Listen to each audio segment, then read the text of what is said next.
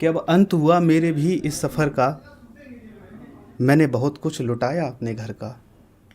माँ की उम्मीदें तोड़ी सारी मैंने, बेटा अच्छा नहीं बन पाया मैं घर का। गांव का गुजारा भी हुआ था मुश्किल, गांव का गुजारा भी हुआ था मुश्किल, मगर मेरा खर्चा उठाया शहर का। और कभी थी मेरी मंजिल आसमां जैसी, अब मैं हो गया हूँ शायद दर बदर का। तो बस यही लाइन थी आंसू प्रकाश भाई। मेरे दोस्त तो यार रो मत यार, जिंदगी का सफ़र ख़त्म नहीं होता है मित्र। ग्रामीण भूमियों से ही गांव में हर तरह की मेहनत मजदूरी मैंने की है। मम्मी ने देखा होगा, पिताजी ने देखा होगा। पिताजी तो नहीं है मेरे। 2004 से मैं घर का सबसे बड़ा बेटा हूँ। जब माँ कहती फ़ोन करके कि आज 100 रुपये नहीं है घर में, उधर से लिया है उधर से लिया है, तो हम जैसे लड़के ना इस बत्रा पे घूम के 10 रुपये की चाय से समझौता कर लेते हैं। तो लोग बड़ा आसान है कह देते हैं कि मज़े ले रहा है वहाँ पे। नहीं, सब मज़े नहीं लेते यहाँ पे, सब नहीं लेते बिल्कुल भी। तो यही चीज़ है। और भाई देखो, माफ़ी चाहूँगा मैं इन चीज़ों के लिए। नहीं देखो, मैंने अब आंसू ख़त्म भी हो चुके हैं, पर न जाने फिर भी क्यों आ जाते हैं। आपके आंसू नहीं आएंगे, आप तो झेल रहे हैं उस चीज़ों को। हाँ, तो मैंने हमारे जब मेरे आ रहे हैं भाई, क्योंकि बहुत ईमानदारी से मैंने इस सफ़र को जिया है, बहुत ईमानदारी से। कुछ विषयों से इतर मेरी व्यक्तिगत समस्याएं रहीं। मुझे कोई शौक़ नहीं है कभी किसी भी चीज़ का, एक चाय के अलावा और पढ़ने के अलावा। उन्होंने उस दिन मैं निकल गया, रिजल्ट से 8 बजे रिजल्ट आया, मैं बाहर चला गया, पार्क में बैठा रहा। गांधी विहार, नेहरू विहार, हर जगह ढूंढते रहे पैदल पैदल। ये मुझे कि भैया गया कहाँ। मतलब कुछ कर तो नहीं लिया, कर तो नहीं लिया। डिप्रेशन में। अरे यार, मर कैसे सकते हैं, बहुत कर्ज आए अपने ऊपर, कैसे मर सकते। दुख होता है, शरीर टूटता है, जब वर्षों तुम चले हो, पैर थकते हैं। देखो, मैं घर में सबसे बड़ा, मेरी माँ घर में रहती है। वो मुझसे नहीं कहना चाहती अभी, जैसे मैं परेशान हूँ, अभी मेरी कल बात हुई थी, तो करी तो 5-6 दिन के लिए घर आ जा। तो शायद मेरे बस की नहीं है यार घर जा पाना। मैं अभी उसकी फ़ोटो देख के रो देता हूँ कि क्या लेके जाऊँगा उसके पास। आर्थिक व्यवस्थाएं आपकी कमज़ोर हैं और आप घर में बड़े हैं, चीज़ें तुम्हारी ठीक नहीं हैं, तो इस परीक्षा में आप पहले नहीं आना। कहीं पैर जमा लेना पहले, उसके बाद आसमान चूमते रहना, पहले आधार मिल जाए कदमों को। शायद मेरी थोड़ी सी गलती ये भी रही कि मेरी चीज़ें इतनी ठीक नहीं थे। पीछे फटी नाव लेके मैं समंदर में उतर गया। किरदार मेरा धांसू था, ये मैं थोड़ा सा ठीक था, मैं मानता हूँ कि बहुत कुछ पाने के लिए बहुत कुछ खोना पड़ता है, और थकान कितनी भी हो कदमों को चलना पड़ता है। और अक्सर फेल हो जाते हैं वो बहुत होशियार बच्चे, अक्सर फेल हो जाते हैं वो बहुत होशियार बच्चे, जिन्हें मजबूरी लिए साथ में पढ़ना पड़ता है। प्रकाश भाई, ये मुखर्जी नगर है ना, मैं बहुत लंबा परिचय है मेरा इस मुखर्जी नगर से। ये राजधानी है दिल्ली, ये हर कर्म की राजधानी है। यहाँ हर कुछ मिलता है, हर कुछ मौजूद है यहाँ पे। अच्छाई बुराई, संभलना बिगड़ना, ऐसी कोई चीज़ नहीं है यहाँ पे। बशर्ते डिपेंड करता है वो आप पे कि आप कैसा मानसिक पात्र यहाँ लेके आए हो और उसमें क्या भरोगे। यहाँ आया, मैंने दृष्टि कोचिंग में एडमिशन लिया, फाउंडेशन 40, यहाँ नेहरू विहार क्लास चलती। मैंने क्लासें की पूरी। 21 सितंबर के आसपास, 2021 सितंबर में मेरा बैच स्टार्ट हुआ था। 1-2 साल उसमें सिलेबस में गया, और फिर तब से, मतलब तभी से मेरा यही सेटअप है, यही कमरा है, कुछ भी बदलाव नहीं करता मैं जल्दी से। मैं तब से यही हूँ, और मैं लास्ट हो गया इस परीक्षा में। तो मेरी माँ, मुझे बाहर निकलना है कि बेटा ठीक है। मेरी माँ बहुत सपोर्टिव है, मतलब उसी की वजह से हम सारा कुछ। हाँ, तो उसने कहा कि तू निकल बेटा, कोई दिक्कत नहीं। तो जो भी ज़मीन थी थोड़ी सी, हमने वो ठिकाने लगाई, फिर बेची जमीन। हाँ, तो मैंने कि मम्मी रिस्क लेते हैं, तो वो खोने के लिए तो हम पे ज़्यादा कुछ है नहीं, और ये थोड़ी सी ज़मीन है, इससे कुछ होने वाला है नहीं। तो मैंने कि इसे कोशिश करते हैं, एक बार शिक्षा के क्षेत्र में आगे बढ़ जाते हैं तो शायद बड़ा हो जाए कुछ। मतलब दूसरों की भी मेहनत की है। फिर मम्मी से मैंने कहा कि माँ हम थोड़ा सा पढ़ लेते हैं, भैंस वगैरह रखते घर पे, गाय भैंस दिल्ली से ले जाते, दूध बेचते। 12th क्लास तक 2012 तक मैं गाँव में ही था। हम सारे बहन भाई 3-4 भैंसें हैं, दूध बेच रहे हैं, बेच रहे हैं, उन्हीं में काम चल रहा था। पर मैंने कि मम्मी ऐसे काम चलेगा नहीं, मुझे बाहर जाना, मुझे पढ़ना है। 2012 की बात है, 12th थी मेरी उस साल। मैंने कि मम्मी मुझे बाहर जाना है, मुझे पढ़ना है, क्योंकि मुझे मानसिक रूप से शायद मैं बचपन से ही सशक्त हो गया था, और मैं अपनी वजह से नहीं हुआ, परिस्थितियों की वजह से। मेरी कोई भूमिका नहीं है उसमें, ऑटोमेटिक हो जाता है। परिस्थिति जब बाप ना हो तो घर में बड़ा बेटा बाप हो ही जाता है। को शायद कोई दिन जाता है जिस दिन मैं माँ से बात ना करूं, पर ये परिणाम जिस दिन आते हैं, मेरी आवाज़ नहीं खुल पाती, फ़ोन पर उंगलियां जाके नंबर टाइप नहीं कर पाती माँ का। के जवाब क्या दे? जब रिजल्ट आता है, जब मैं फेल होता हूँ, तो मैं बात 1-2 दिन नहीं करता। बंदिशें हैं जिम्मेदारियों की, ये घड़ी की सुइयाँ हैं तैयारियों की, मेरी माँ डांटती है घर से फ़ोन करके, मैं चर्चा सुन रही हूँ तेरी शायरियों की। कहती है तैयारी यूपीएससी की करता है, बता ये हरकतें हैं अधिकारियों की। फिर आगे कहती है कि घंटों घंटों तक इसमें पढ़ना पड़ता है, सब छोड़ छाड़ कर आगे चलना पड़ता है, और रहने को रह ले तू चमकदार शहर में, मगर घर के अंधेरे को समझना पड़ता है। अभी तो वक्त है, तू कुछ भी कर सकता है, बिगड़ सकता है और संभल भी सकता है, वैसे गुजार ले तू वक्त को कैसे भी, मगर जब गुजर जाता है तो रोना पड़ता है। संभल कर चल वरना तू गिर ही जाएगा, हमारा तो क्या है, गुजरा है और गुजर जाएगा, मगर तू सोच थोड़ा सा कैसा लगेगा तुझे, जब बिन कामयाबी के तू घर आएगा, और हम पहुँचेंगे तेरे आंसू हताशा लिए, और तू मारे शर्म से अंदर से मर जाएगा। ये बातें हैं तेरी ही तरफदारियों की, पढ़ ले ये ज़िंदगी है जिम्मेदारियों की, ये घड़ी की सुइयाँ हैं तैयारियों की, मेरी माँ डांटती है घर से फ़ोन करके, मैं चर्चा सुन रही हूँ तेरी शायरियों की। उम्र में हो जाना चाहिए सब। पर मैंने बहुत पहले कहा था माँ, मैंने एक को तो बलिदान देना पड़ेगा घर में। हम पे कोई ज़मीन नहीं है, कोई सोर्स नहीं है ऐसा, कोई खेती बाड़ी नहीं है ऐसा, कोई प्रॉपर्टी नहीं है पुरखों की। तो मैंने कि अगर हम भी अगर ये 20-25 हज़ार अगर लग जाएं अभी इधर उधर, तो उम्र हमारी पीढ़ियों को कुछ नहीं मिलेगा। तो मैंने कि ये समझ लिया कि लड़का तेरा महात्मा है। तो मैं कोशिश करता हूँ आगे कुछ बड़ा करने की। ये शादी ब्याह ऐसे, हम कोई चंद्रगुप्त मौर्य थोड़े हैं जो हमारी विरासतें हैं। मेरे लिए लिखा है बहुत गंदे ने, एक लड़का लिख रहा था उसमें कि ये मर गया कि अभी जिंदा है, जैसी जिसकी परवरिश है वैसा उसने आंका मुझे, और जिसने किया सफ़र मुझ जैसा अंदर तक झांका मुझे। पर मैं कहीं ना कहीं रास्ता हार गया अपना। हो सकता है हारे ना, यहाँ से आपकी शुरुआत हो। मैं अपनी पढ़ाई से पूरा संतुष्ट हूँ, फुल सेटिस्फेक्शन है। यूपीएससी की परीक्षा का शायद कोई कोना ऐसा नहीं है जो मैंने 10-15 बार अपनी आंखों से नहीं देखा, लेकिन जो आसपास के लोग हैं ना, उनको इतना विश्वास था कि इस लड़के का नहीं रुक सकता। मैंने उस लेवल की मैंने त्याग किया है। 5 साल इस कमरे में, इसी सेटअप में, न जाना कहीं, ना आना, न किसी से मिलना, एक फिक्स शेड्यूल। दोस्तों नमस्कार, आप सभी का बहुत बहुत स्वागत है। अभी हाल ही में यूपीएससी प्रीलिम्स 2026 का रिजल्ट आया, और इस रिजल्ट के समय ही एक भैया हैं जो हमारे साथ में हैं, इनका वीडियो आपने कहीं ना कहीं देखा होगा, और वो वीडियो केवल इनने वो बनाया नहीं है, वो इनकी दिल की आवाज़ थी। सारे अटेम्प्ट ख़त्म हो गए इनके, जो इनकी उम्मीदें थीं, जो इनके सपने थे, वो कहीं ना कहीं वो दर्द छलक जाता है, और वही दर्द इन्होंने बयां किया।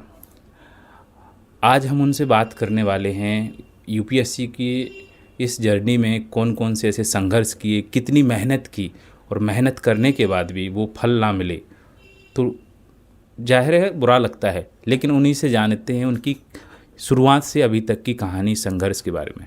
बहुत बहुत स्वागत है आपका। जी नमस्कार। अपने बारे में पहले तो बताएंगे। मैं दीपक कुमार, और यूपी के अलीगढ़ ज़िले से एक मेरा गांव है वीरमपुर, वहाँ से आता हूँ, गभाना तहसील से। तो उसमें बनावट तो कुछ भी नहीं है, बनावट कुछ भी नहीं कहेंगे। लिखने का शौक़ है शुरू से, संघर्ष के रास्तों को शब्द देने की कोशिश मैंने बचपन से ही की है। तो मैं ये बिल्कुल नहीं कहूँगा कि जो नए आने वाले बच्चे हैं कि यूपीएससी की तैयारी में हिंदी मीडियम से ना आएँ, ऐसा कुछ भी नहीं है। कुछ मेरी व्यक्तिगत कमियां थी जो पढ़ाई से इतर होती हैं। तो बस अब अपना उम्र के हिसाब से भी मैं थोड़ा लेट आया था इस तैयारी में, तो मुझे 4 अटेम्प्ट मिल पाए और इस बार मेरा लास्ट हो गया 26 में, नहीं हो पाया। मेहनत बहुत की इस बार तो मुझे बिल्कुल भी ऐसी उम्मीद नहीं थी कि मेरा नहीं होगा। 1% भी, मुझे 1% भी ऐसा नहीं था कि मेरा होने वाला नहीं है। पूरी उम्मीद थी, बहुत तैयारी की थी, बहुत मॉक टेस्ट लगाए, विजन, दृष्टि, पुराने पेपर कम से कम 15 से 20 सालों के। अगर मैंने कि जीएस का पेपर जैसे परंपरागत तरीके से आ रहा था, अगर ऐसा आता तो लगभग मेरे 100 से नीचे जीएस में मार्क्स आने ही नहीं थे। और सीसेट में साइंस बैकग्राउंड से रहा, बीएससी पीसीएम, उसके बाद में फिर एमए मैंने हिंदी साहित्य से की। बच्चे भी पढ़ाई 11-12 के मैथ काफ़ी दिन, तो उसमें दिक्कत थी नहीं। पर आखिरकार जो पेपर का जो इस बार तरीका आया, उसने सारा कुछ गेम पलट दिया। और ऐसा गेम पलटा के मतलब ज़िंदगी सी थका दी उसने। और जो साझा किया उसमें कुछ भी 1% ऐसी बनावट नहीं है कि मैंने अपने आप को ट्रेंड करने के लिए ये चीज़ें मैंने की। बस इसके पीछे निहित एक कारण ये था कि मुझे पर्सनली थोड़े बहुत लोग जानते हैं और उन्होंने कहा कि भैया क्या हुआ आपके रिज़ल्ट का, क्योंकि मैं कुछ कविताएं अपनी संघर्ष की साझा करता रहता हूँ इंस्टाग्राम पर। तो उन्होंने पूछा भैया क्या हुआ, रिज़ल्ट का क्या हुआ। और हर बार किसी से कहना कि मेरा नहीं हुआ, वो कचोटता है और वो हर बार मारता है। जब रिज़ल्ट आया था तो मैंने देखा, मैं खाना खा रहा था, खाना खा के इस पीजी से मैं दूर गया और लगभग 3:30-2:30 बजे तक मैं एक पार्क में बैठा और रोता रहा। ऐसे मैंने रात गुजारी और कह कोई कुछ नहीं रहा था। और मेरी पढ़ाई पे संदेह मुझे तो थोड़ा बहुत होता, लेकिन जो आसपास के लोग हैं ना, उनको इतना विश्वास था कि इस लड़के का नहीं रोक सकता। मैंने उस लेवल की मैंने त्याग किया है।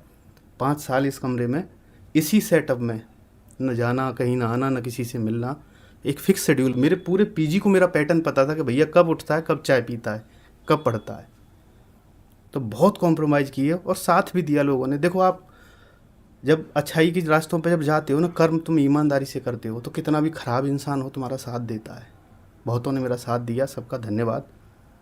पर मैं कहीं ना कहीं रास्ता हार गया अपना। हो सकता है हारे ना, यहाँ से आपकी शुरुआत हो।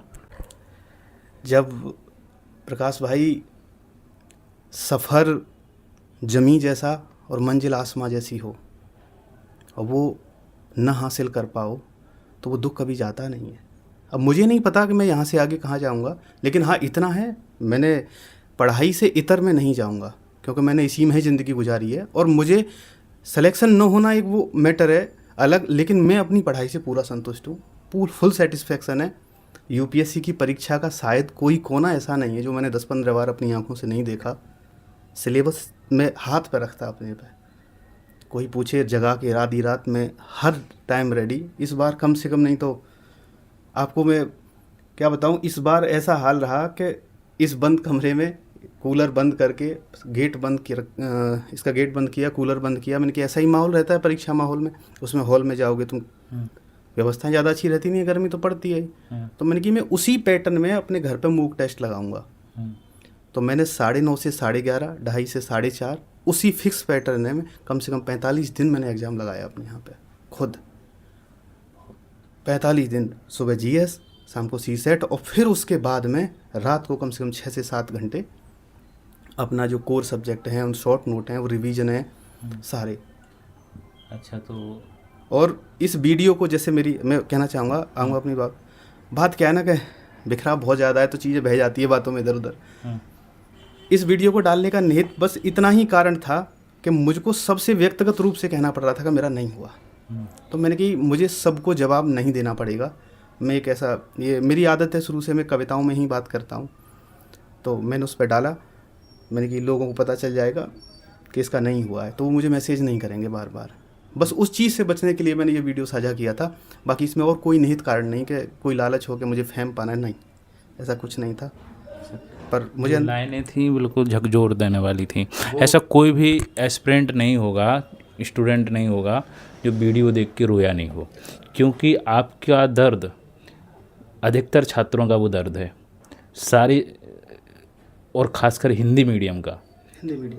हिंदी मीडियम में जो दर्द है, वो संघर्ष है, इतनी मेहनत जो हिंदी मीडियम के छात्र करते हैं, मेहनत तो सब करते हैं, लेकिन हिंदी मीडियम के छात्रों के साथ पारिवारिक सपोर्ट और बहुत सारी चीज़ें होती हैं, वो बहुत कम मिल पाता है। वो देते हैं सपोर्ट, लेकिन फाइनेंशियल सपोर्ट, बहुत सारी चीज़ें, ये दर्द आपने जो कहा है ना, वो सभी छात्रों का कहा है, आपका पर्सनली तो है ही।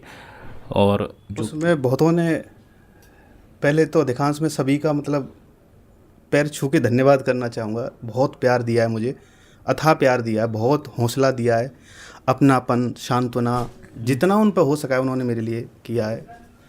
और आप जानते हो ये सोशल मीडिया है, हर किसी का अधिकार है कि कीपैड पे उंगलियां चल जाती हैं, तो कुछ उन्होंने गलत भी लिखा है। मैं बिल्कुल नहीं जाऊंगा उनके बारे में, उनको भी शुक्रिया, क्योंकि उनकी जैसी परवरिश होगी उनके विचार भी उसी तरह से प्रसारित होंगे। मैंने बोला भी था कि जैसी जिसकी परवरिश है, मेरे लिए लिखा है बहुत गंदे ने, एक लड़का लिख रहा था उसमें कि ये मर गया कि अभी जिंदा है।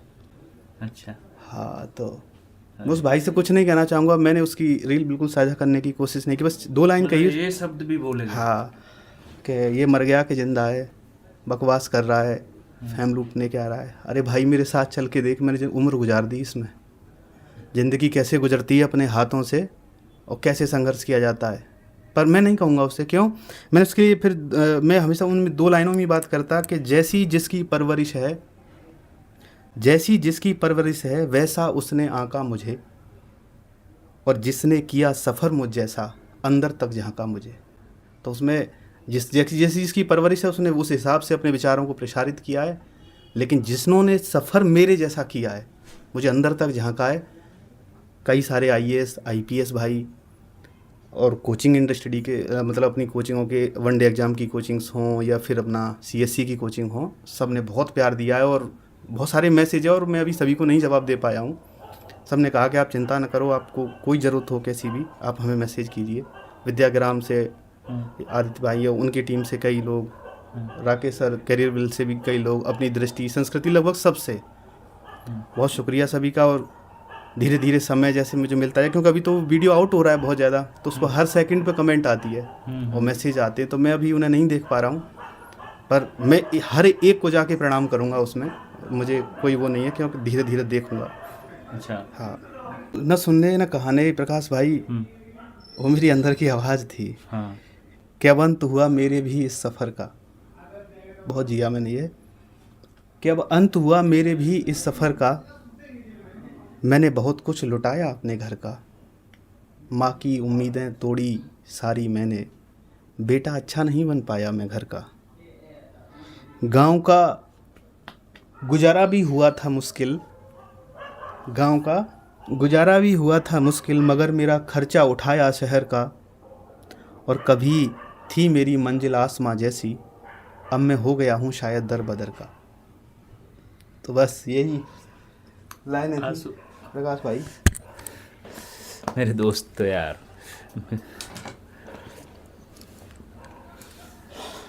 मत यार, जिंदगी का सफ़र ख़त्म नहीं होता है मित्र। ख़त्म नहीं हुआ, बढ़ूंगा पर नहीं, मैं विषयतर तो जाऊंगा नहीं।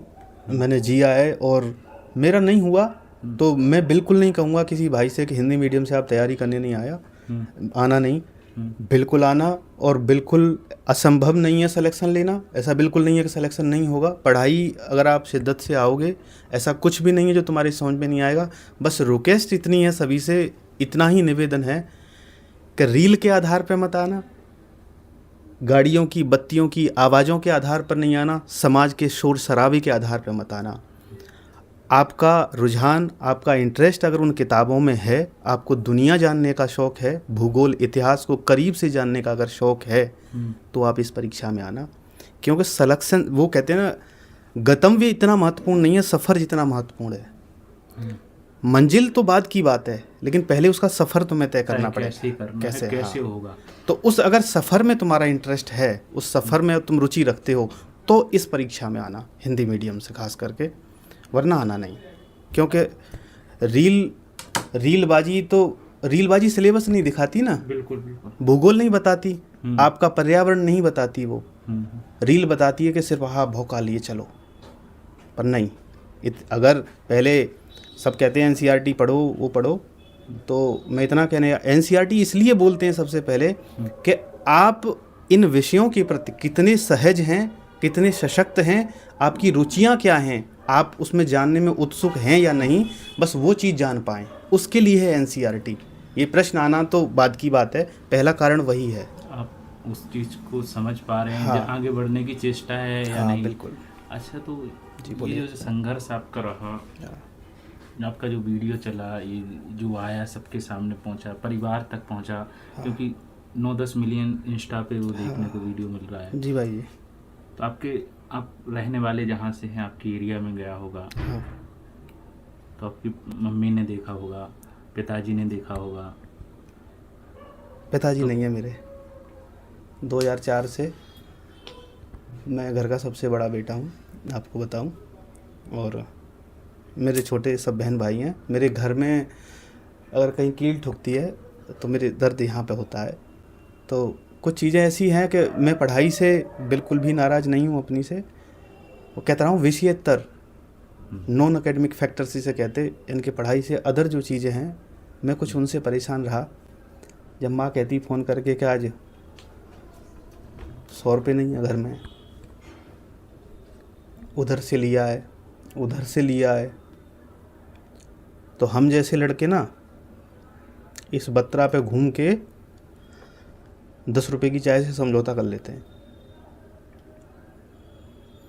तो लोग बड़ा आसान है कह देते हैं कि मज़े ले रहा है वहाँ पे। नहीं, सब मज़े नहीं लेते यहाँ पे, सब नहीं लेते बिल्कुल भी।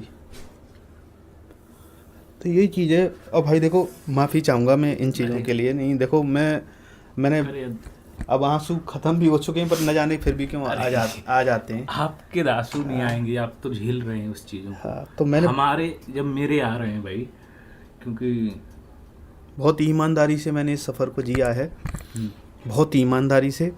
कुछ विषयों से इतर मेरी व्यक्तिगत समस्याएं रहीं। मुझे कोई शौक़ नहीं है कभी किसी भी चीज़ का, एक चाय के अलावा और पढ़ने के अलावा और लेखन के अलावा। दुनिया में कहीं भी रहूं, माँ से एक बात मैं ज़रूर करता हूँ, क्योंकि वो मेरी सारी दुनिया है। माँ ही दुनिया है। हाँ, और मैं कुछ भी हो जाऊं कभी भी, मैं शून्य हूँ, सारा वही है, वह उसी का प्रतिरूप है। मैं अगर कुछ भी आयाम पार लेता हूँ आगे भविष्य में, उसमें मेरा किरदार ना के बराबर रहेगा। मेरा केवट वही है, क्या वही है। मैं उसी के बहुत लिखता हूँ, इसलिए मेरी माँ ने मुझे बहुत उंगली पकड़ के बचपन से चलाया है।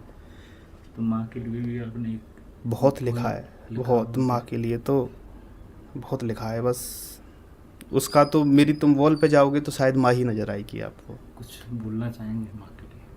माँ का संघर्ष तो देखो, एक तो अचानक से आए, पर फिर भी लिखा हुआ है काफ़ी। मैं यहाँ माँ ने कसम खा के भेजा था। मैं अपने यहाँ अलीगढ़ शहर से आता हूँ मैं, तो मैं कोचिंगों में, स्कूलों में उस टाइम पे थोड़ा सा लोग मुझे जानते थे, पसंद करते थे मेरे शब्दों को। तो मैं कविताएं पढ़ता था, लेखन पे काम भी बहुत किया मैंने। ऐसा नहीं कि सिर्फ मैं काफिया और तुकांत मिला के, थोड़ा सा मात्राएं भी मिलाता हूँ। इतनी व्याकरणिक जटिलताओं में तो नहीं जा पाता मैं पढ़ाई की वजह से, पर मेरी बहुत रुचि है लेखन में। तो माँ ने कहा कि बेटा तू जा तो रहा है, और पर मंच नहीं पकड़ेगा कोई, तो किसी मंच पे जाके बोलेगा नहीं। तो मैंने ये चीज़ें 5 साल छुपाई हैं, लेकिन इससे ऐसा नहीं है कि मेरी पढ़ाई पे जरा सा भी कोई फ़र्क नहीं है, क्योंकि ये मेरी आत्मा है। ये तो आत्मा मेरी हाँ, मेरी ऐसा है। मुझे कोई व्यक्ति नहीं चाहिए अपने साथ, मुझे अकेलापन चाहिए। कुछ भी, मैं सारा दिन पढ़ता हूँ, शाम को अनायास कोई दिक्कत होती है तो मैं लिखता हूँ। मेरे जितने पेज आगे से भरे रहते हैं उतने पीछे से मेरे लेखन से। तो मेरी ये पहले लोगों ने काफ़ी पसंद की थी कि कलम पर बंद से हैं जिम्मेदारियों की, कलम पर बंद से हैं जिम्मेदारियों की, ये घड़ी की सुइयाँ हैं तैयारियों की। ये मेरी माँ कह रही है मेरे से। वो डांटती थी जब मैं कविता डालता, क्यों डाल रहा है, गांव में बदनामी करवा रहा है तू, क्या करता रहता है, पढ़ने भेजा है कि तू ये कविताएं लिखने। मेरी मम्मी नहीं डालूंगा आगे से। तो इसमें थी कि कलम पर बंदिशें हैं जिम्मेदारियों, कलम पर बंदिशें हैं जिम्मेदारियों की, ये घड़ी की सुइयाँ हैं तैयारियों की। मेरी माँ डांटती है घर से फ़ोन करके, मैं चर्चा सुन रही हूँ तेरी शायरियों की। कहती है तैयारी यूपीएससी की करता है, बता ये हरकतें हैं अधिकारियों की। फिर आगे कहती है कि घंटों घंटों तक इसमें पढ़ना पड़ता है, सब छोड़ छाड़ कर आगे चलना पड़ता है, और रहने को रह ले तू चमकदार शहर में, मगर घर के अंधेरे को समझना पड़ता है। अभी तो वक्त है, तू कुछ भी कर सकता है, बिगड़ सकता है और संभल भी सकता है, वैसे गुजार ले तू वक्त को कैसे भी, मगर जब गुजर जाता है तो रोना पड़ता है। संभल कर चल वरना तू गिर ही जाएगा, हमारा तो क्या है गुजरा है और गुजर जाएगा, मगर तू सोच थोड़ा सा कैसा लगेगा तुझे जब बिन कामयाबी के तू घर आएगा, और हम पहुँचेंगे तेरे आंसू हताशा लिए, और तू मारे शर्म से अंदर से मर जाएगा। ये बातें हैं तेरी ही तरफदारियों की, पढ़ ले ये ज़िंदगी है जिम्मेदारियों की, ये घड़ी की सुइयाँ हैं तैयारियों की, मेरी माँ डांटती है घर से फ़ोन करके, मैं चर्चा सुन रही हूँ तेरी शायरियों की।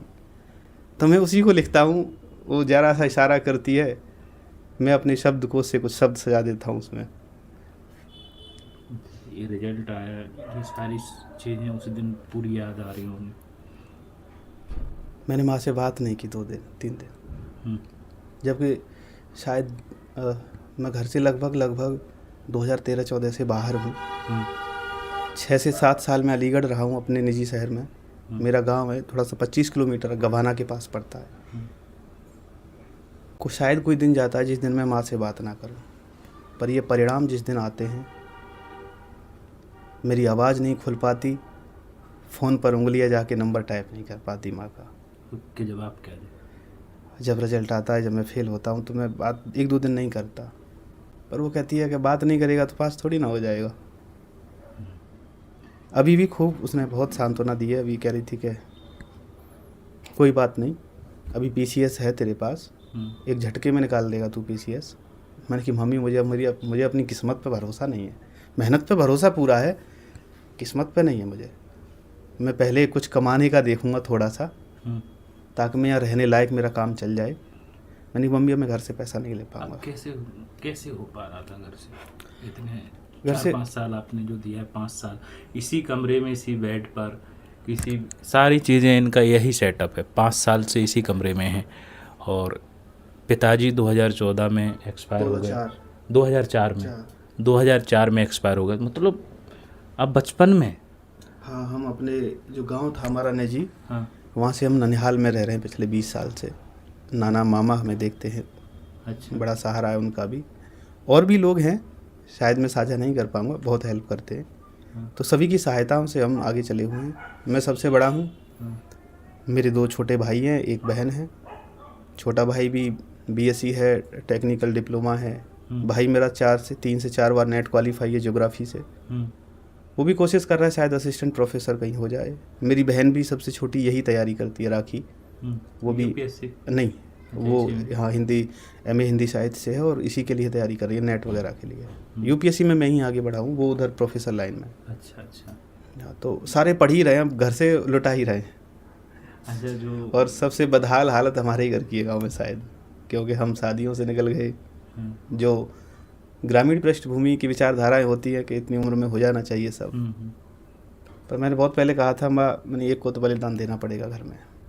हम पे कोई ज़मीन नहीं है, कोई सोर्स नहीं है ऐसा, कोई खेती बाड़ी नहीं है ऐसा, कोई प्रॉपर्टी नहीं है पुरखों की। तो मैंने कि अगर हम भी अगर ये 20-25 हज़ार अगर लग जाएं अभी इधर उधर, तो उम्र हमारी पीढ़ियों को कुछ नहीं मिलेगा। तो मैंने कि ये समझ लिया कि लड़का तेरा महात्मा है। तो मैं कोशिश करता हूँ आगे कुछ बड़ा करने की। ये शादी ब्याह ऐसे, हम कोई चंद्रगुप्त मौर्य थोड़े हैं जो हमारी विरासतें हैं। तो मैंने कि मैं बढ़ता हूँ आगे। तो भाई बहन को पढ़ाओ, हम भी पढ़ रहे हैं। हाँ, सारे। मैंने किसी को अपने घर में, मेरी बहन सबसे छोटी बोली मुझे बाहर रह के पढ़ना है, मेरी बहन तू भी पढ़, क्योंकि हम लड़कों का ये अधिकार थोड़ी है। बिल्कुल है, बेटी है तो क्या हुआ। तो मैंने उससे भी कहा कि तुझे जहाँ पढ़ना है बहन पढ़, हम पूरा सपोर्ट करेंगे, जब तक पढ़ना है पढ़। मैं अपने घर में ये चीज़ें नहीं लागू होने देता। अच्छा दोस्त, मेहनत आप जो लाइब्रेरी जाते थे कि इसी कमरे में बैठ के आपका? मैं अपनी थोड़ी सी यात्रा बताता आपको। हाँ। ग्रामीण भूमियों से ही गांव में हर तरह की मेहनत मजदूरी मैंने की है। और सब कुछ 10th, किया। हाँ सब कुछ किया मैंने, नौकरी भी की है हम्म, गांव में, दूसरों की भी मेहनत की है। मतलब फिर दूसरों की जगह। हाँ, फिर मम्मी से मैंने कहा कि माँ हम थोड़ा सा पढ़ लेते हैं, भैंस वगैरह रखते घर पे, गाय भैंस दिल्ली से ले जाते, दूध बेचते। हम्म, 12th क्लास तक 2012 तक मैं गांव में ही था। हम्म, हम सारे बहन भाई 3-4 भैंसें हैं, हम्म, दूध बेच रहे हैं, बेच रहे हैं, उन्हीं में काम चल रहा था। पर मैंने कहा मम्मी ऐसे काम चलेगा नहीं, मुझे बाहर जाना, मुझे पढ़ना है। हम्म, 2012 की बात है, 12th थी मेरी उस साल। हम्म, मैंने कहा मम्मी मुझे बाहर जाना है, मुझे पढ़ना है, क्योंकि मुझे मानसिक रूप से शायद मैं बचपन से ही सशक्त हो गया था, और मैं अपनी वजह से नहीं हुआ, परिस्थितियों की वजह से। मेरी कोई भूमिका नहीं है उसमें। ऑटोमेटिक हो जाता है, परिस्थिति, परिस्थिति। जब बाप ना हो तो घर में बड़ा बेटा बाप हो ही जाता है। बिल्कुल। तो मैंने कहा माँ मुझे बाहर निकलना है, कि बेटा ठीक है। मेरी माँ बहुत सपोर्टिव है, मतलब उसी की वजह से हम सारा कुछ। हाँ, तो उसने कहा कि तू निकल बेटा, कोई दिक्कत नहीं। तो जो भी ज़मीन थी थोड़ी सी हमने वो ठिकाने लगाई, फिर बेची जमीन। हाँ, तो मैंने कि मम्मी रिस्क लेते हैं, तो खोने के लिए तो हम पे ज़्यादा कुछ है नहीं, और ये थोड़ी सी ज़मीन है, इससे कुछ होने वाला है नहीं। तो मैंने कि इसे कोशिश करते हैं, एक बार शिक्षा के क्षेत्र में आगे बढ़ जाते हैं तो शायद बड़ा हो जाए कुछ। तो उन्हें ठीक है बेटा, सही कह रहा है तू। तो मैं 2012 में बाहर निकला, बीएससी की मैंने पीसीएम से। 3 साल बाहर रहा, बच्चे भी पढ़ाए मैंने 11th-12th के, मैथ पढ़ाता था बच्चों को मैं। जब टारगेट अलग थे, बात क्या है ना, हर समय, हर महीने, हर साल व्यक्तियों के उद्देश्य बदल जाते हैं कि ये करना है, इस बार ये करना है। तो मेरा भी इधर आने का उस टाइम पे कोई प्लान था, मेरा था कि मैथ मेरा ठीक था। तो मैंने कि मैथ पढ़ते और पढ़ाते, 11th-12th के बच्चे पढ़ाता था, बीएससी कर रहा था, तो मैं सोच रहा हूँ आगे बीएससी के पढ़ाऊँगा, आईआईटी के भी पढ़ाऊँगा। फिर मामा जी हैं हमारे, वो बोले कि ज़िंदगी भर थोड़ी ना प्राइवेट टीचर रह जाएगा, कल को बीमार हो गया तो कैसे होगा काम। मैं वहाँ से फिर पीछे हटा, मैं नहीं आगे बढ़ता हूँ। फिर धीरे धीरे मैं वनडे एग्ज़ाम की तरफ बढ़ा। मैंने लगभग लेखपाल, पटवारी, कांस्टेबल हुआ मेरा, तो उसमें हाइट में निकाल दिया मैं, हाइट नहीं बैठती मेरी इतनी। 2012 में 2013 में हेड कांस्टेबल का दिल्ली पुलिस का। वीडियो में भी हुआ बहुत आगे तक, वहाँ भी मैं अंततः सफल नहीं हो पाया। फिर वहाँ से हटा, फिर मैंने सीजीएल ट्राई किया 2017 में, 16 में मैं दिल्ली आया। मासी रहती है मेरी, उनके पास में रहा। सीजीएल में भी मैं काफ़ी आगे तक गया, यहीं राकेश सर से मैथ, और इनसे किसी से रीजनिंग, किसी से विक्रमजीत सर काफ़ी सपोर्टिव हैं मेरे, बहुत प्यार करते। उनसे रीजनिंग पढ़ी, क्रिस्टोफर सर से इंग्लिश पढ़ी। तो उस टाइम पे भी सीजीएल में काफ़ी ठीक था, आगे तक बढ़ा। लेकिन बात क्या है ना कि जब जैसे ही तुम जिस पर्यावरण में जाते हो, आपको लगता है कि आपके अंदर क्षमता है, तो आपका दिमाग फिर चलता है कि जब क्षमताएं हैं तो क्यों ना रिस्क ले लिया जाए, शायद कुछ बड़ा हो जाए। तो मुझे लगता था कि मैं सीजीएल की इस पोस्ट से इतने टाइम में आगे जाऊंगा, अगर मैं पीसीएस भी निकाल लेता हूं तो पहली पोस्टिंग हो जाएगी मेरी 15 साल की भाई। जहाँ जहाँ सीजीएल वाला बच्चा, अगर मैं सीजीएल में सेलेक्ट होता हूँ तो मुझे 10-15 साल लगेंगे उस पोस्ट पर आने को, जहाँ पहली पोस्टिंग एसडीएम की होती है पीसीएस के थ्रू। तो मैंने कि मैं पीसीएस में ट्राई कर लेता। हालांकि कोई जॉब छोटी नहीं है, मैं कांस्टेबल के लिए मैंने ट्राई किया, मेरी हाइट नहीं रही, पर मुझे लगा कि क्षमताएं हैं, मैं सोच पाता हूँ समाज को, अपने आप को, तो मुझे आगे बढ़ना चाहिए। तो फिर मैंने यहाँ से चला गया मैं 17 में वापस। और जीएस के प्रति जो रुझान है, अलीगढ़ में मनु आईएएस अकेडमी करके एक सर है, अजय यादव सर, उनके यहाँ से मेरे जीएस में बहुत रुचि बढ़ी। हालांकि जानने की मेरी इच्छाएं पहले से थी, तो उनके आधार पर मुझे जीएस बहुत प्यारी लगने लगी। वो पढ़ाते थे, अब तो नहीं पढ़ाते, अब चंदोसी पढ़ाते हैं अपने यहाँ पे। तो जीएस मैंने वहाँ से शुरू की, उनके यहाँ से 2017-16 में। मुझे लगा यार तो बड़ा इंटरेस्टिंग मामला है, क्योंकि साइंस बैकग्राउंड का था पीसीएम से। तो फिर मैंने उसी टाइम पे जो एनसीईआरटी वगैरह सारा कंप्लीट कर दिया। वो पढ़ाते तो वनडे एग्जाम के लिए थे, पीसीएस के लिए भी पढ़ाते थे वो, लेकिन मैं वनडे एग्जाम तक टिका ही नहीं फिर जीएस में। मुझे बोला नहीं, मुझे ये पढ़नी है पूरी। तो मैंने उसी टाइम पे ये सारी एनसीईआरटी 6 से 12, जैसे तुम हिस्ट्री देखोगे तो 6, 7, 8 तुम्हारा प्राचीन, मध्यकालीन और आधुनिक, फिर 12वीं में जाके जो नई एनसीईआरटी हो, तीनों पार्ट, प्राचीन, मध्यकालीन, आधुनिक, वो उस तरह से मैंने बड़ा संगठित तरीके से पढ़ा। तो मुझे लगा यार यही सिलेबस तो है आगे सिविल सर्विसेज का, यही पीसीएस का, यही आईएएस का है, तो मैंने इसमें तो कुछ भी बाहर नहीं है, थोड़ी सी कोशिश करनी है बस। तो मैं लॉकडाउन लग गया 18, मेरे कई साथी हैं पीसीएस में लगे हुए यूपी में, 18-19 बैच के, हमने पीसीएस दिया भी था, बहुत कुछ आगे तक पहुँचे भी थे उसमें।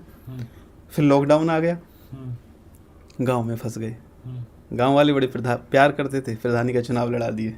अच्छा। हाँ हाँ, उसमें भी हारे कुछ वोटों से। मैंने कोई बात नहीं, बड़ा दुख हुआ। फिर मैंने माँ से कहा, मैंने कि मम्मी मुझे अब बर्बाद तो वैसे भी हो गई, मैंने कहा वो ऊपर जाना थोड़ा सा और। बोले कि तेरा जो मन करे तू कर ले, मैं तेरे साथ हूँ। तो छोटा भाई देहरादून रहता था, मैं इधर आया, दोनों छोटे बहन भाई फिर अलीगढ़ वो पढ़ने लगे, DS कॉलेज से अलीगढ़ से। फिर मैं IAS की तैयारी करने आया। और मैं झूठ नहीं कहूँगा, बेशक गरीबी ये पैसा एक अलग चीज़ है, लेकिन मैं एक बात ज़रूर कहूँगा कि शिक्षा अच्छी पाने के लिए डॉक्टर, वकील और शिक्षक थोड़ा अच्छा चुनो शुरुआत में। क्योंकि शुरुआत में जब बच्चे का रुझान होता है ना पढ़ने का, तो वो उस विषय को मोहब्बत करते हैं। और उस समय पे अगर तुम्हें गलत गाइडेंस मिल गया तो तुम कर तो लोगे उस चीज़ को पूरा, लेकिन वो तरीका मुझे लगता है कि वो ठीक नहीं होगा। और जब दोबारा उसको तुम पढ़ने जाओगे तो उस रुचि के साथ नहीं पढ़ पाओगे जिस रुचि के साथ आपने पहली बार पढ़ा था। तो मैं ये गाइडेंस ज़रूर करूँगा कि अच्छी संस्था, अच्छे मेंटोर, कोचिंगों का एक, मैं थोड़ा सा विषय तरफ हो जाता हूँ पर कोई नहीं, सुन लेना, थोड़ा सा अनुभव है अपना। कोचिंगें महत्वपूर्ण हैं, लेकिन कोचिंगों से ज़्यादा महत्वपूर्ण है आपसे जो आगे चला गया है ना, आपका मेंटोर। हाँ, क्योंकि कोचिंगें का रोल क्या है कि अब हमारे शिक्षक आए हमें पॉलिटी पढ़ाने, तो वो हमें पॉलिटी का आर्टिकल 1 से 395 तक ज्ञान दे जाएंगे सारा। लेकिन वो 60 से 70 क्लास तुम्हारी हुई, उन 60 से 70 क्लासों को जो प्रीलिम्स में 18 क्वेश्चन आते हैं, मेंस में जो कुछ क्वेश्चन आते हैं, वो नहीं बताएंगे वहाँ पे। वो तुम्हारे विषयगत विशेषताओं को इम्प्रूव करेंगे। तो कोचिंग विषय पढ़ाती जाएंगी आपको, लेकिन आपके एग्जाम हॉल में उन चीज़ों को अप्लाई कैसे करना है तो थोड़ा सा पीछे हो जाती हैं। रास्ता में क्या क्या हमें करना है वो चीज़ें नहीं बता, ये सब बता देंगे आपको पूरी मार्केट में कि पढ़ना क्या है, सबको पता है। बुक लिस्ट हर एक बच्चा पता है क्या है, शुरू में ये सपने देखता है। मेरे पे कम से कम 100-200 मैसेज आते हैं लगभग, भैया मैंने ये बुक लिस्ट है देखो, history, polity, geography, economic, environment, ecology की, ये देखो ठीक है। अब मैं उन्हें समझा नहीं पाता, मैंने कि भाई 5-6 मिनट में ये चीज़ें नहीं पूरी होती। मेरी संघर्ष लंबा है। तो आप मेंटरशिप भी दे रहे थे क्या? हाँ, कुछ बच्चों को, वैसे पर्सनली नहीं दे रहा था, बस गाइड करता था। गाइड? हाँ, ऐसे पर्सनली मैंने किसी को कुछ नहीं दिया, क्योंकि मेरी इतनी शायद हैसियत नहीं अभी, क्योंकि संग मैं भी सफ़र में था। बस उनसे इतना कहता था कि मैं थोड़ा सा आपसे आगे हूँ, तो चीज़ें मैंने थोड़ी संगठित की हैं। आप जहाँ 2-4 साल भटकोगे तो शायद मेरी सहायता से या मेरी वजह से 1-2 साल बच जाए आपका। तो कोचिंगों का काम है कि जैसे कहते हैं ना कि तलवार तुम सोने की ले लो, लेकिन उसे चलाना नहीं आएगा ना, तो वो किसी काम की नहीं है, कोई काम की नहीं। तो कोचिंग विषय तुम्हारे पूरे करा देंगे, लेकिन वो अप्लाई कैसे करने हैं आपको प्री मेंस में, वो तरीका नहीं। तो वो तरीका आपको वो बताएगा जो झेल के गया है आगे, और आपका जो मेंटोर होगा। और बड़ी अच्छी चीज़ हुई है अब मेंटोरशिप का जो कल्चर चला है, तो उसमें सिर्फ फोकस्ड आपको वहीं रखते हैं। तो मैं यहाँ आया, मैं थोड़ा इधर हो गया, माफ़ी चाहूँगा। नहीं, हाँ, है तो सारी पढ़ाई की ही बातें। और मैं आगे भी बच्चों से मैंने कह रखा है, मेरा नहीं हुआ, मैं ऐसा नहीं कि छोड़ के भागूंगा, चीज़ें बर्बाद हो गया, बर्बाद कुछ नहीं होता, बस एक समय बर्बाद होता है, बस थोड़ा सा। और बाकी चीज़ें अगर आपने मेहनत की है ईमानदारी से, तो मुझे अपनी मेहनत पे डाउट नहीं है, कभी भी नहीं रहा। और इसी के सहारे में लास्ट अटेम्प्ट तक चला आया। मुझे मेहनत पे अपनी पे जरा सी डाउट नहीं थी, क्योंकि कुछ था ही नहीं ऐसा जो नहीं पता हो। बस कुछ चीज़ें हैं जो अव्यवस्थित करती हैं हमें थोड़ा सा, यानी उसमें काम करने की ज़रूरत है। तो यहाँ आया, मैंने दृष्टि कोचिंग में एडमिशन लिया, फाउंडेशन 40, यहाँ नेहरू विहार क्लास चलती। मैंने क्लासें की पूरी। 21 सितंबर के आसपास, 2021 सितंबर में मेरा बैच स्टार्ट हुआ था। 1-2 साल उसमें सिलेबस में गया, और फिर तब से, मतलब तभी से मेरा यही सेटअप है, यही कमरा है, कुछ भी बदलाव नहीं करता मैं जल्दी से। मैं तब से यही हूँ, और मैं लास्ट हो गया इस परीक्षा में। यहाँ तक यूपीएससी का खुद को पढ़ने का समय आपका जो था, अब इसके बाद क्या करने वाले हैं, क्या सोच रहे हैं? एक चलता भी तो होगा कि जिसके लिए हमारा एक मंजिल है, हाँ। अचानक मंजिल तक ना पहुंच पाना, पहुंचते पहुंचते रह जाना, और दूसरा रास्ता वहाँ से बन जाना कि भाई ये, और डिजर्व होते हुए भी न मिल पाई चीज़ें। हाँ, डाइवर्ट हो गया, रास्ता ही डाइवर्ट हो गया। देखो, मैंने उम्र गुजारी है किताबों में, मैं इससे अलग नहीं जाऊंगा। मेरा नहीं हुआ, अभी विश्वास लोगों को कम होगा मेरे पे क्योंकि मैं सफल नहीं हूँ, पर पहले मुझे कोई एक स्टेट पीसीएस देखना है, कोशिश करूँगा उसमें पूरी। और अपने आने वाले जितने भी छोटे बहन भाई हैं, शायद जो मैंने गलतियाँ की हैं मैं उन्हें नहीं करने दूँगा, कोशिश करूँगा। ऐसे गारंटी किसी भी चीज़ की नहीं है, कोई मानेगा अच्छी बात है, थोड़ा सा आसान होगा उसके लिए, क्योंकि इस सफ़र में मैं काफ़ी जी चुका। तो मेरा प्लान यही है, पहले तो अभी यहाँ दिल्ली में रहने के लिए मुझे एक थोड़ी सी जॉब देखनी है, कहीं काम मिल जाए ताकि मैं यहाँ रह सकूँ। और उसके साथ बच्चों को भी गाइड करूँगा मैं, बच्चा इन दोस्तों भाई बहनों को, अपनों को, कोई बच्चा नहीं, उनको भी गाइड करूँगा प्रॉपर। और अपना कोई स्टेट भी निकालना है, स्टेट पीसीएस कोई सा, क्योंकि साबित तो करना पड़ेगा। क्योंकि तुम कितनी भी योग्यताएं लिए फिर रहे हैं, आप पे प्रमाण पत्र नहीं है, कोई नहीं पूछेगा, तो साबित तो करना पड़ेगा। मुझे उम्मीद है कि शायद मेरे हिस्से में चीज़ें आ जाएं, कोशिश करूँगा। अच्छा। हाँ, तो बच्चों को भी गाइड करना है, खुद को भी साबित करना है थोड़ा सा, और हो सकता है आगे भविष्य में मैं जाऊँगा शिक्षा के क्षेत्र में। अच्छा, ये संघर्ष जो चलता है ये छात्रों का, यूपीएससी हो, सिविल सर्विस हो, या कोई स्टेशन में, इसके ऊपर लिखा है आपने कभी कुछ ऐसा? आप अपने आप पे तो लिखते ही रहे हैं, आप कुछ बोलना चाहें आप? बहुत कुछ है, देखो इतना लिखा है प्रकाश भाई कि शायद अगले 1 साल में तो नहीं बोला जाएगा पूरा। आप अभी कॉपी वो भी बता रहे थे, आप पेज हाँ, कॉपी हाँ। वगैरह, मतलब आपकी सारी। हर पेज पे आपकी कुछ ना कुछ आपकी बात लिखी है, और जो भी लिखा है अपना अंदर से रियलिटी है, फेक कुछ भी नहीं है। मोहब्बत पे किसी ज़माने पे लिखा था, दुनिया लिख रही है, लेकिन उससे अलग भी चीज़ें हैं बहुत सारी। शादी का भी प्रेशर आता होगा घर से कि कर ले?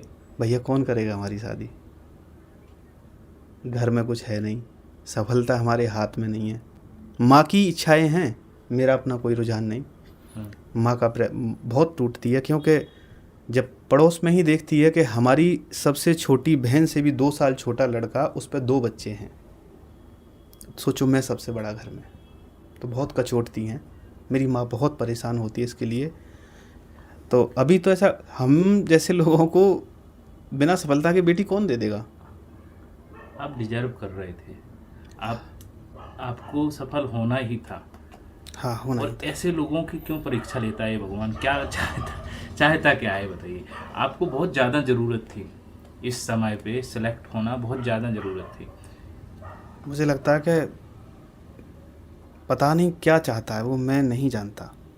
मैं कर्म करना जानता हूँ, मैं उससे कुछ नहीं मांगता कभी भी, क्योंकि अगर ऐसा कोई है, ईश्वर जैसी कोई व्यवस्था है, पूजा पाठ घर के, मैं भी आता हूँ, मेरी माँ बहुत पूजा करती है, तो मैं उससे मांगूँ तो ये तो बड़ी हल्की बात होगी। जब उसने हमें बनाया है तो वो नहीं जानता कि इसे चाहिए क्या, तो उसे सब पता है।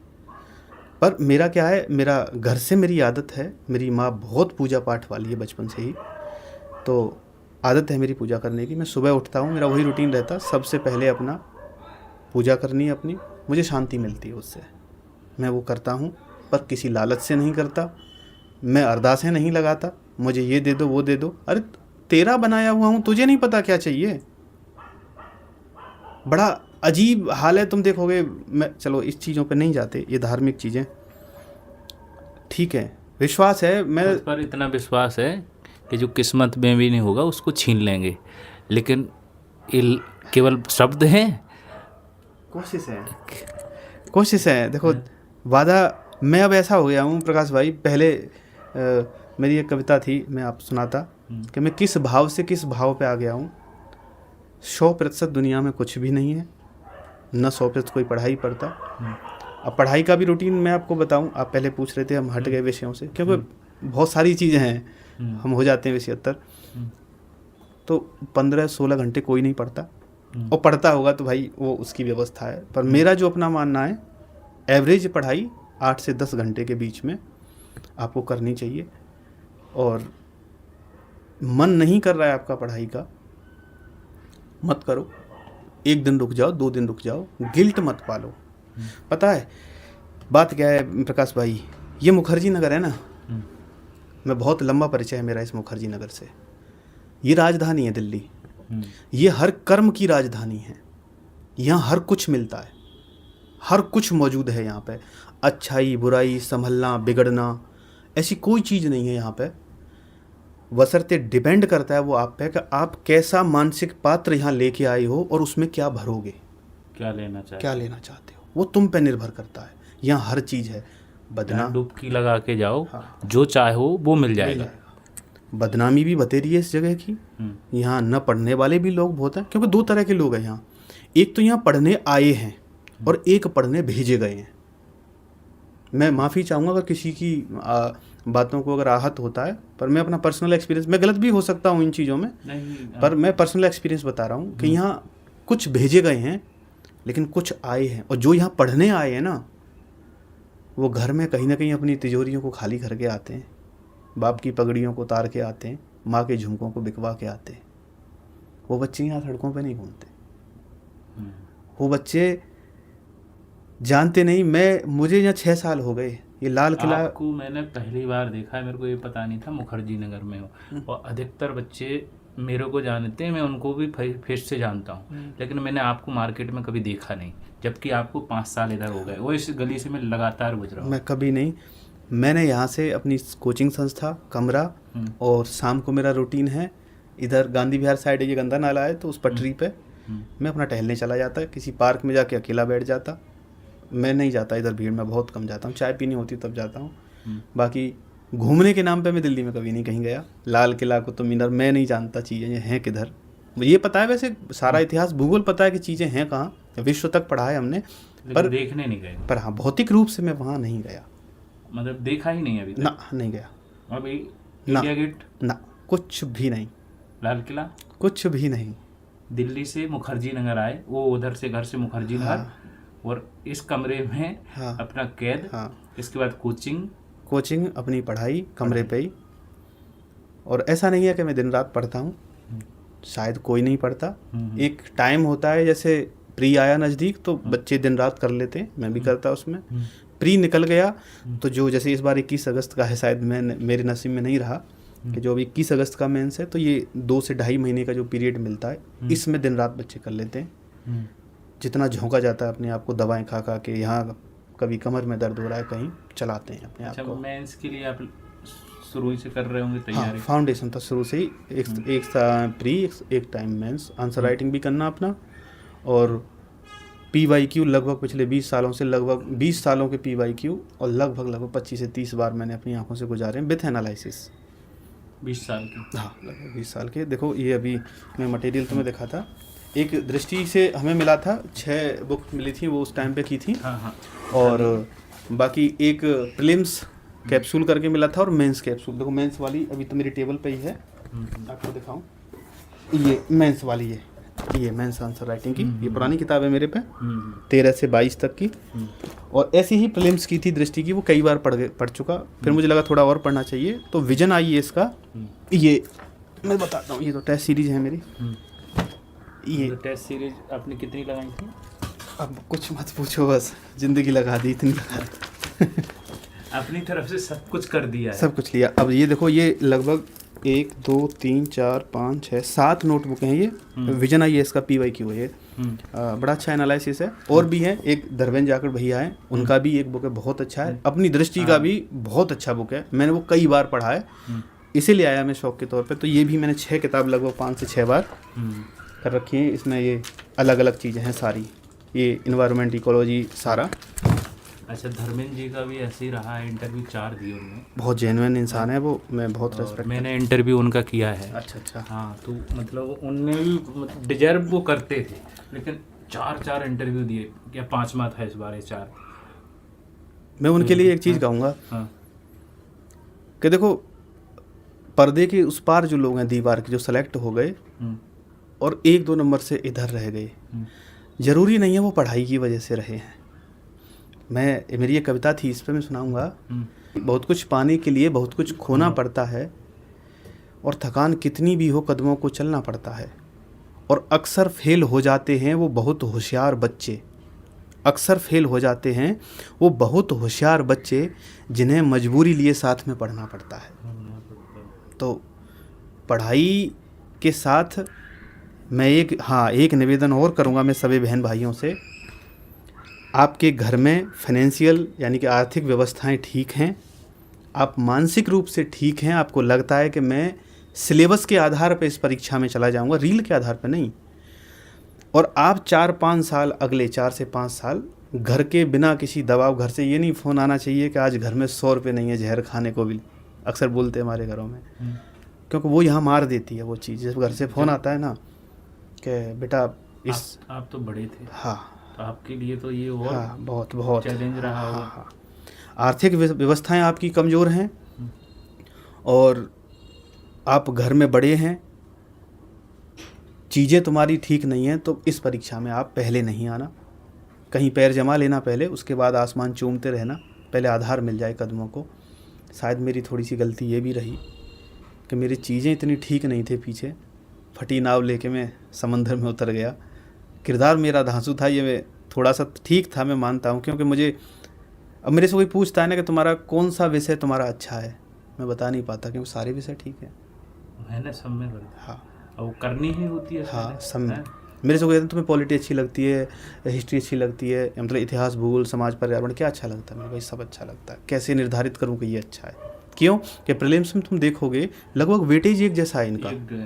हाँ, तो वो चीज़ें, तो मैंने ये कम से कम पिछले 20 सालों के पेपर प्रीलिम्स के 2013 से लेके मेंस के क्वेश्चन सारे, और भी टेस्ट सीरीज वगैरह, मतलब बहुत रगड़ा है, सब वो काम किया है जो जरूरी है, बहुत रगड़ा है, बहुत रगड़ा है। और अब मेरे जो हाथ के लिखे हुए सारे नोट्स हैं, हर एक विषय के क्लास में लिखाते हैं सब टीचर्स। मैंने फाउंडेशन दृष्टि से किया था, तो सारा वो बोल के कराते हैं, तो वो लगभग वो अपने नोट्स तो उनकी तो गिनती नहीं, शायद वो कितने बार पढ़े होंगे। तो उन्हें तो बस कोई उठा के भी पूछे कि आर्टिकल 17 का भाग, उससे संबंधित जो नियम था वो कहाँ लिखा हुआ है, तो मैं बता दूंगा वहाँ हैं वो चीज़ें। तो सारी व्यवस्थाएं थी, इस बार बस कह नहीं सकता। अच्छा, माँ ने ये तो बोला होगा कि बेटा ऐसा करो घर आ जाओ, कि इधर ही का ही बोला है कि अभी उधर ही रहो, क्या बोला है? देखो मैं घर में सबसे बड़ा, मेरी माँ घर में रहती है, वो मुझसे नहीं कहना चाहती अभी, जैसे मैं परेशान हूँ, अभी मेरी कल बात हुई थी, तो करी तो 5-6 दिन के लिए घर आ जा, तो शायद मेरे बस की नहीं है यार घर जा पाना। मैं अभी उसकी फ़ोटो देख के रो देता हूँ कि क्या लेके जाऊँगा उसके पास। तो अभी जब मेरी कहीं व्यवस्थाएं ठीक बैठती हैं, कहीं किसी कोचिंग को मैं गया हूँ, मैं आज अपनी कोई कोचिंग गया था दृष्टि, कहीं मुझे कुछ बोलने का मिल जाता है, करंट अफेयर का कुछ मिल जाता है, तो अपनी आजीविका हल्की सी चल जाए, करूँगा मैं शिक्षा के क्षेत्र में ही आगे, तो मेरा यहाँ रहने का हो जाए, और तभी मैं कहीं कमरा ले लूँगा यहाँ से अलग, क्योंकि यहाँ मैं पीजी में रहता हूँ, एक लड़का और शेयर करता है, तो दिक्कतें आती हैं काफ़ी। तो तब माँ को मैं एक दिन बुलाऊँगा, घर नहीं जा सकता, घर जाने में मुझे बहुत दिक्कत है। मुझसे कहेगा कोई कुछ नहीं। जिस दिन रिजल्ट आया था उस दिन भी इस पीजी के सारे बच्चे, सारे भाई मेरे, लगभग 17-18 लड़के हैं, बहुत प्यार करते हैं, बहुत सम्मान करते हैं, बहुत शुक्रगुजार हूँ। और लगभग और भी 50-60 लड़के होंगे यहाँ पे जो मुझे व्यक्तिगत रूप से जानते हैं। उन्होंने उस दिन मैं निकल गया, रिजल्ट से 8 बजे रिजल्ट आया, मैं बाहर चला गया, पार्क में बैठा रहा, गांधी विहार, नेहरू विहार, हर जगह ढूंढते रहे पैदल पैदल, ये मुझे कि भैया गया कहाँ। मतलब कुछ कर तो नहीं लिया, डिप्रेशन में। अरे यार मर कैसे सकते हैं, बहुत कर जाए अपने ऊपर, कैसे मर सकते? दुख होता है, शरीर टूटता है, जब तुमने वर्षों तुम चले हो, पैर थकते हैं। अच्छा, ये बताओ, कर्जा भी आप कह रहे हैं, मतलब सब कुछ दांव पे लगा के, सब कुछ करने के बाद अपने आप को इतना स्ट्रॉन्ग बनाए हो आप। हाँ, इसके लिए भी सैल्यूट है दोस्त, क्योंकि ऐसे लोग बहुत, और उनके लिए भी जो ऐसे गलत कदम उठा लेते हैं, उनके लिए बहुत बड़ी सीख है।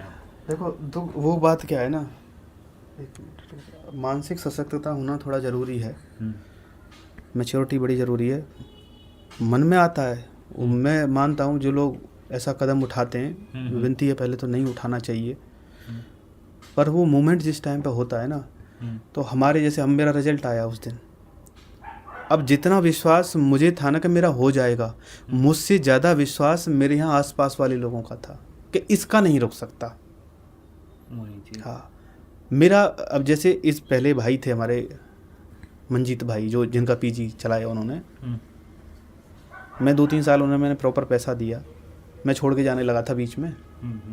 तो हालांकि वो व्यक्ति बड़ा व्यापारिक टाइप का है, उसने छोड़ता नहीं वो चीज़ें पैसे किसी पे, पर उसकी भी लॉजिक ठीक है। वो कहता है कि दीपक भाई एक बात बताओ, जो बच्चा घर से 20,000 जिसके आ रहा है वो 15,000 की दारू और सिगरेट पी जा रहा है, तो मैं उस पर अपना किराए का 5,000 क्यों छोड़ूं? नहीं भाई लॉजिक है, ये भी सही बात है।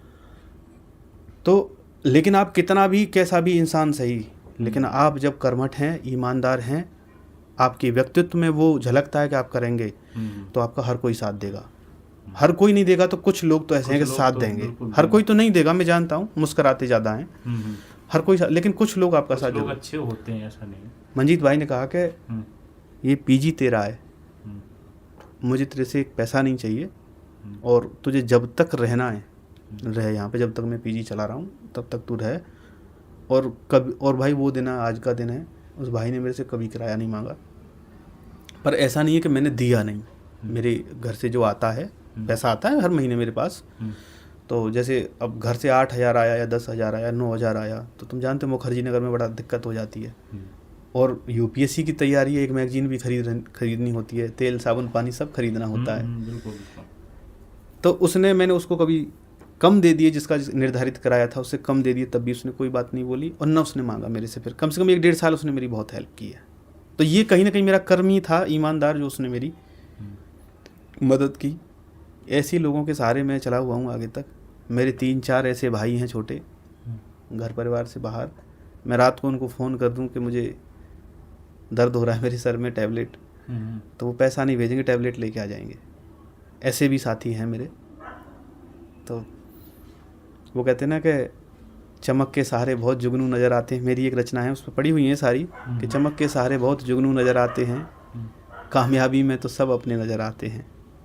और आगे है कि नहीं आते नज़र वो दूर तक, जो रिश्तेदारी में बहुत करीब आते हैं। जब ज़रूरतें होती हैं तो बहुत कम लोग नज़र आते हैं, पर हैं कुछ साथी मेरे अभी आंसू पहुँचने वाले, अभी हैं कुछ साथी मेरे आंसू पहुँचने वाले, मैं जब जहाँ आवाज़ दूँ वो दौड़े आते हैं। तो उन्हीं के सहारे चल रहा है मेरा सब। तो संघर्ष तो बहुत है दोस्त आपका। एक और मतलब रचना, मैं इन्हीं में बात करता हूँ ज़्यादातर, है कि देखो सबको, जानो खुद को, कैसे यहाँ महान हुए हैं, संघर्षों के बिना यहाँ पर राम बिना भगवान हुए हैं। तो सब कुछ देखो, रील, हवाबाजी, हवाओं में उड़ता हुआ धुआं, लेकिन उसमें नहीं आना। आपके कदम उस सफ़र तक जा पाएंगे, थोड़ा सा तय करना, मानना पड़ेगा। ऐसा नहीं है, बच्चे पे डिपेंड करता है। अगर सारथी अच्छा हो तो रथ कहीं भी जा सकता है। उनका मेंटोर अच्छा होना चाहिए, गाइडेंस, सही दिशा के साथ आओ, सही परिस्थिति के साथ आओ, रील के सहारे मत आओ, सिलेबस के सहारे आओ। अगर तुम्हारा जीएस में पढ़ने में रुझान है, क्योंकि पूरी परीक्षा ही जीएस की है, सामान्य अध्ययन की है, अगर तुम सामान्य अध्ययन में सहज हो तो तुम इस परीक्षा में आओ। अगर आप सिर्फ ये कह रहे हो कि मुझे रील अच्छी लग रही थी, भाई साहब IAS हो गए तो रौला हो गया चारों तरफ, तो वो अभी रौला तुम्हें नज़र आ रहा है, वो 7-8 साल घिसे हुए नज़र नहीं आएंगे उसमें। वो आपकी यात्रा पता खुद को होना चाहिए कि भाई कर पाएंगे कि नहीं कर पाएंगे। बिल्कुल, वो तुम पे निर्भर करता है और बाकी व्यवस्थाओं पे भी निर्भर करता है। हम जैसे जो आगे निकल आए, हमारा भी फर्ज बनता है कि उन्हें चीज़ें ठीक बताएं। मैं करूँगा भी, एक छोटा सा यूट्यूब चैनल भी स्टार्ट करूँगा धीरे धीरे। तो मैं, आप बिल्कुल करिए, क्योंकि आपका जो अनुभव है, संघर्ष है, सारी चीज़ें, यही तो गाइड चाहिए उनको, जो देखते हैं और कोचिंग भी लेते हैं, लेकिन जो वास्तविकता एक अनुभव होने के बाद, सारे चीज़ें अटेम्प्ट देने के बाद, सब कुछ तो आपने कर लिया है, हर चीज़ की है। अब इसको आप अपने भाइयों तक, बहनों तक, जो भी आपके दोस्त आपको देख रहे हैं, ज़रूर पहुँचाऊँ, वहाँ तक ज़रूर पहुँचाना है दोस्त। मैं ज़रूर पहुँचाऊँगा, बिल्कुल, और आप सभी से रिक्वेस्ट भी करूँगा, थोड़ा करना सपोर्ट भाई। बिल्कुल बिल्कुल, हम बिल्कुल सपोर्ट करेंगे। तो मैं से यही देना चाहूँगा दोस्तों, थका हूँ, मैं हारा हूँ, लेकिन ऐसा बिल्कुल भी नहीं है कि ये परीक्षा पास नहीं होगी। मेरी विषय से इतर कुछ चीज़ें ऐसी रहीं जिनकी वजह से मैं नहीं हो पाया। ऐसा भी नहीं है कि हिंदी माध्यम से नहीं होगा। आप अगर मेहनत करते हो, आपकी दिशा ठीक है, आपके कदम ठीक हैं, और आप जिधर जा रहे हो, आपका ध्येय निर्धारित है, और आप अपने में दृढ़ संकल्पित हैं कि मुझे ये करना है, आपको करना है, किसी की वजह से नहीं, तो आप कर जाओगे। ऐसा कुछ भी नहीं है कि नहीं होगा। मैं ये बिल्कुल नहीं, मैं हार गया हूँ इसका मतलब ये नहीं है कि मैं बर्बाद हो गया। मैं ये फिर कहता हूँ बात, रोना धोना दुख है भाई, वो नहीं जाएगा, दुख नहीं जाएगा। वो भाई अब मेरी बरसों की तपस्या है। मैं आज दृष्टि गया था नोएडा सेंटर पे, तो जैसे ही मैंने देखा ना, एक लड़का बाहर पूछा कि भैया आप अस्मिता से हो, मेरी आंखों में आंसू आ गए। नहीं भाई, मैं अस्मिता से नहीं हूँ, क्योंकि सफ़र शायद मैं उधर होता, मेरा हो जाता तो। पर मैं कहना चाहूँगा दुख है, धीरे धीरे एक नेचुरल प्रोसेस है, वो धीरे धीरे जाएगा। लेकिन मैं ये बिल्कुल नहीं कहूँगा कि इसमें होगा नहीं, बेहतर होगा। और स्टेट पीसीएस तो मुझे लगता है कहीं नहीं जाता इसके बाद, क्योंकि इससे छोटी ही सीढ़ी आती है, वो हो जाएगा, वो हो जाता है, पक्का हो जाएगा। हाँ, हो जाता है। अगर आपने इस विषय के समंदर को अच्छे से झांक रखा है तो आपकी नाव को कोई रोक नहीं सकता, बिल्कुल। हाँ, ठीक है। हाँ। तो दोस्तों ये थे दीपक भाई, बहुत रुलाया, हर बात में दर्द दम, पता नहीं, मैं सही बताऊँ मैं रो रहा हूँ जब से आपका इंटरव्यू किया। आंसू ये आते हैं जो दिल से और सच्चाई से जो आपने बात की, और जो संघर्ष है वो आपने रियल में पूरा संघर्ष बताया। और सबसे बड़ी बात तो ये आपके कंधों पे जिम्मेदारी। पिताजी 2004 में ख़त्म हो, एक्सपायर हो गए, फिर तो मतलब पहाड़ से ऊपर से आ जाता है, गिर जाता है। ये सारी चीज़ें करने के बाद वो यहाँ हैं, अभी भी संघर्ष सफ़र जारी है। जैसी जिसकी परवरिश वैसा उसने आंका मुझे, और जिसने देखा सफ़र मुझ जैसा अंदर तक झांका मुझे। तो जिसने ये सफ़र जिया है, ईमानदारी से जिया है, उसने मुझे सुना है, आशीष भी दिया है, प्यार भी दिया है, और सांत्वना भी दी है, और कहा भी है हम हैं। तो आप अगर कर्म करते हो, बहुत लोग हैं आपके साथ। हार गया हूँ, थक गया हूँ, ये बात एक अलग है, पर मैं अपनी आने वाली जो पीढ़ियाँ हैं, जो नए राही जो आ रहे हैं सफ़र में, मैं उनको गाइड करूँगा, मतलब करूँगा क्या, कोशिश करूँगा करने की। हाँ, बिल्कुल करना ही है। हाँ, दोस्त तो मेरी तरफ से आपको हाँ, एक सुझाव है और रिक्वेस्ट भी है, क्योंकि अपना अनुभव जरूर बताना दोस्तों। अभी मैंने वो चीज़ें इसलिए नहीं डाली कि लोगों को लगेगा कि ब्लैकमेल करके व्यू एकदम ज़्यादा चला गया तो अब यूट्यूब का प्रचार कर रहा है। ऐसा कुछ नहीं, वो मेरी रचना थी, वो मैंने उसके, हाँ, वो रचना के मैंने बताया नहीं मैंने ये क्यों डाली थी, क्योंकि 100 से 150 मैसेज आ रहे थे, तो मैंने कि वो जवाब देता एक वीडियो में सिमट जाए। बिल्कुल। वो इसलिए डाल, किसको बताएंगे भाई, किसका नहीं हुआ, वो दुख को बता पाना सबको मुश्किल भी होता है, गला भर जाता है, आंखें उतर आती हैं। किसी ने पूछा भाई हुआ नहीं, अब क्या बोलूं। वो एक चीज़ जानते हैं, हुआ या नहीं हुआ, वो नहीं जानते कि इसके साथ बीत रही कैसी होगी, इसने क्या क्या किया है उसके लिए। तुम सफलता की इस लकीर के कितने पास हो, कितने दूर हो, कोई लेना देना नहीं, आप इसको पार कर पाए नहीं, बस वो मैटर करता है समाज के लिए। पर उस पर नहीं जाना तुम, ये तो अलग चश्मा है, क्योंकि वो जिस समंदर में आया नहीं उसकी गहराई क्या पता उसे। बिल्कुल। तो जिसने जो ये सफ़र देखा नहीं तो वो नहीं बता सकता। और कुछ भी नहीं है भाई, यही कहूँगा, आपसे भी रिक्वेस्ट है।